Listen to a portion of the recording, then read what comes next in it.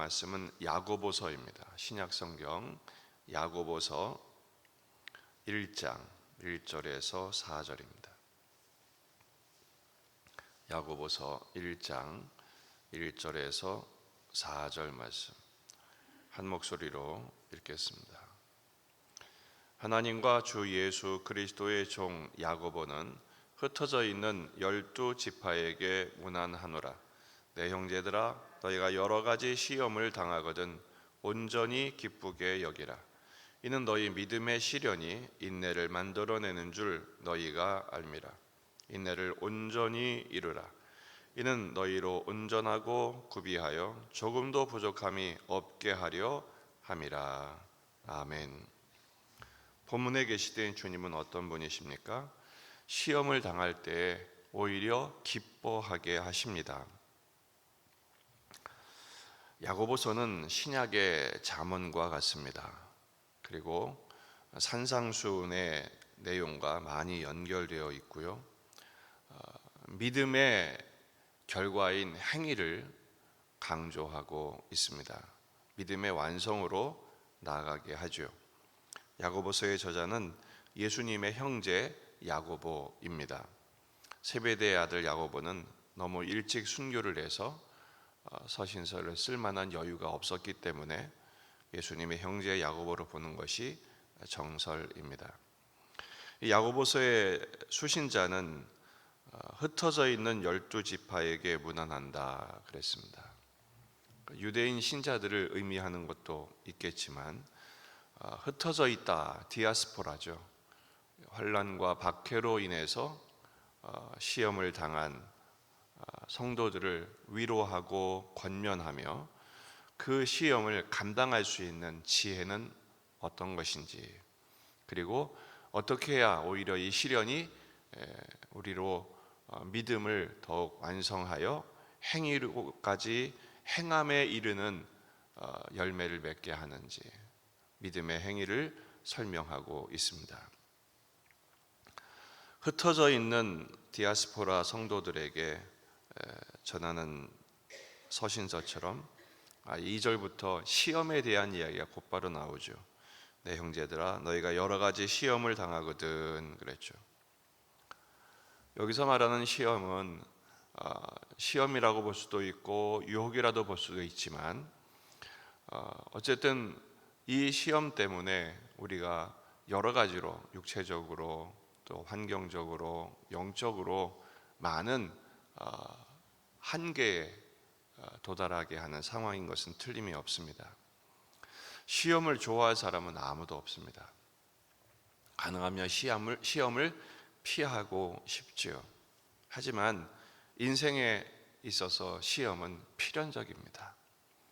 예수님도 시험을 받으셨기 때문입니다. 어차피 받을 시험이라면 그럼 우리는 어떻게 이 시험을 직면해야 하는가? 야고보서는 이 시험을 기쁘게 여기라고 권면합니다. 여러 가지 시험을 당하거든 온전히 기쁘게 여기라. 시험 당하는 것도 힘들어 죽겠는데 오히려 기쁘게 여기라.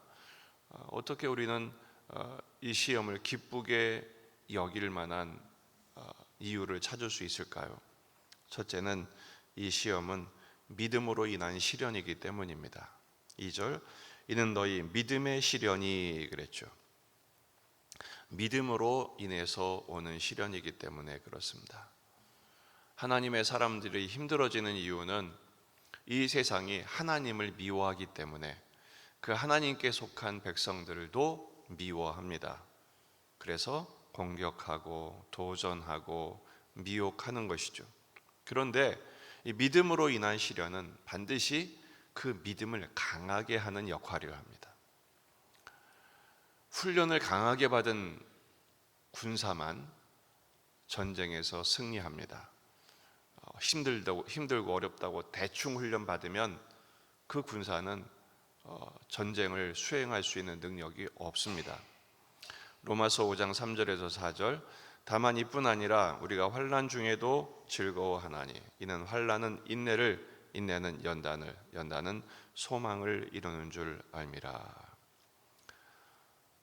왕의 자녀가 당하는 시련은 목적이 있기 때문입니다. 바로 후계자가 되기 위한 양육의 과정이기 때문이죠. 하나님의 자녀인 우리에게 시련이 없다? 그것은 믿음의 자람도 없고 또 하나님의 자녀로서의 축복도 기대할 수 없습니다. 주님이 그릇을 준비하는 것이죠. 그래서 여러분, 시련은 우리의 믿음을 강하게 합니다. 그래서 기뻐할 수 있습니다. 두 번째, 시련은 인내를 생산합니다. 3절 중반에 이 믿음의 시련이 인내를 만들어내는 줄 너희가 알미라. 믿음으로 인한 시련이 우리에게 인내를 만들어 줍니다. 오래 참는 능력이죠. 이 인내는 예수님이 먼저 그 본을 보이셨습니다. 그 앞에 있는 십자가를 참아내셨죠. 소망이 있었기 때문입니다. 원래 이 인내라는 말은 고통 아래 머무는 것을 말하죠. 지금 고통스러운 지금의 한계와 고통과 고독과 눈물을 감당하게 합니다. 야고보서 5장 11절 말씀을 보면 보라 인내하는 자를 우리가 복되다 하나니. 인내를 생산하는 이유가 뭐예요? 우리를 복되게 하시기 위함이에요. 너희가 욥의 인내를 들었고 주께서 주신 결말을 보았거니와 주는 가장 자비하시고 긍휼히 여기시는 이시니라. 그 인내를 통해서 하나님께 더욱 가까이 가게 돼요. 그 인내를 통해서, 이 시련으로 인한 인내를 통해서 하나님을 만나는, 욥이 그랬죠. 지금까지는 귀로 들었는데 이제는 주님을 배웁나이, 내 눈으로 뵙습니다. 그 고난을 통해서 하나님께 더욱 가까이 가게 되죠. 시련이 인내를 만들어냅니다. 인내가 우리를 복되게 합니다. 세 번째는 성숙한 존재로 자라게 하십니다. 4절 인내를 온전히 이루라. 이는 너희로 온전하고 구비하여 조금도 부족함이 없게 하려 함이라. 시련을 통해서 인내가 생깁니다. 인내를 통해서 우리를 성숙하게 합니다. 온전하다, 구비하다, 조금도 부족함이 없다, 성숙해지는 것이죠. 여러분, 그 가치도 마찬가지입니다. 숙성이 되는 제품이 가치가 높습니다. 포도주 같은 경우도 그렇고 치즈도 그렇고 그 깊은 맛을 내고 깊은 가치를 낼 수 있는 것은 잘 숙성되는 것이죠. 그것을 가능하게 하는 것, 인생을 숙성시키는 것은 시련입니다. 고난입니다. 더욱 중요한 것은 왜 이것이 우리를 온전하게 하느냐? 성령님이 도와주십니다. 그 시련 가운데 하나님이 우리를 방치해 두시는 것이 아니라 그 시련을 감당할 수 있는 은혜를 부어주시고 지혜를 부어주시기 때문에, 그래서 오랜 시련을 통과한 후에 하나님이 명품 인생을 빚어내시죠. 야곱을 보십시오. 야곱의 삶이 고단한 삶의 연속이었습니다. 자기 방식으로 사는 문제도 있었고, 또 하지만 하나님께서 그런 과정을 통해서 오히려 바로 앞에서 험악한 세월을 보낸다 그러면서 축복하죠. 그 제국의 황제도 꼼짝 못하는 영성의 사람으로 빚어내십니다. 우리가 어떻게 이 시련 앞에서 기뻐할 수 있을까요? 데살로니가전서 5장 16절 모두가 잘 아는 말씀이죠. 항상 기뻐하라. 쉬지 말고 기도하라.